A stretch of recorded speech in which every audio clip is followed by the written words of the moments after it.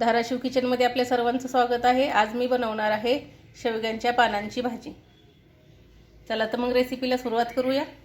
एक कांदा कापून घेतलेला आहे, हिरवी मिरची, शेंगदाण्याचा कुट्टा, 5 मिनिटं मुगाची डाळ भिजत घातलेली होती ती घेतलेली आहे, लसूण घेतलेला आहे ठेचून, चवीनुसार मीठ आणि जिरी।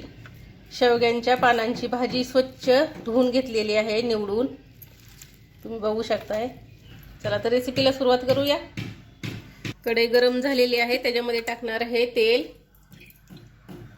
तेल गरम झाले की त्याच्यामध्ये टाकणार आहे जिरी, त्यानंतर टाकणार आहे लसूण। आपण गावाकडच्या पद्धतीने बनवणार आहोत शेवग्याच्या पानांची भाजी। आता लसूण टाकल्यानंतर टाकणार आहे बारीक चिरलेला कांदा।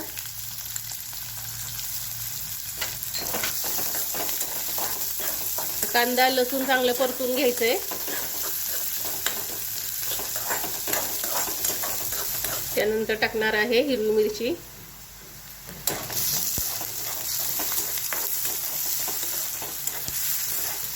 त्यानंतर टाकणार आहे 5 मिनिटं भिजवलेली मुगाची डाळ आणि मीठ टाकायचे। मीठ तुमच्या चवीनुसार टाकायचे।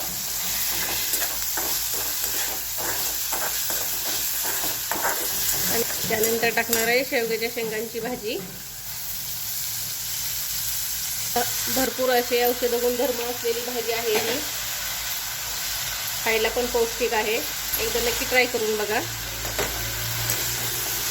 आता ही भाजी मिक्स करून घेणार आहे।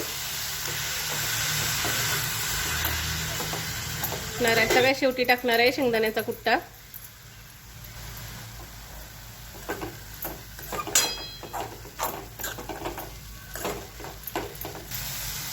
गॅस पूर्ण बारीक केलेला आहे मी आणि आता वाफेवर भाजी शिजवणार आहे।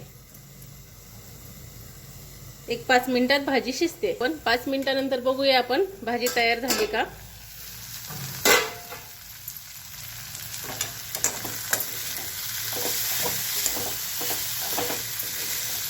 बघू शकताय 5 मिनिटानंतर आपली भाजी तयार झालेली आहे। भरपूर असं औषध गुणधर्म असलेली भाजी, एकदा नक्की ट्राय करून बघा।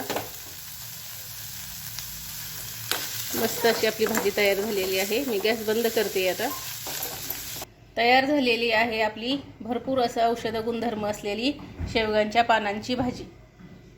रेसिपी आवडल्यास चॅनलला लाईक आणि सबस्क्राईब करायला विसरू नका।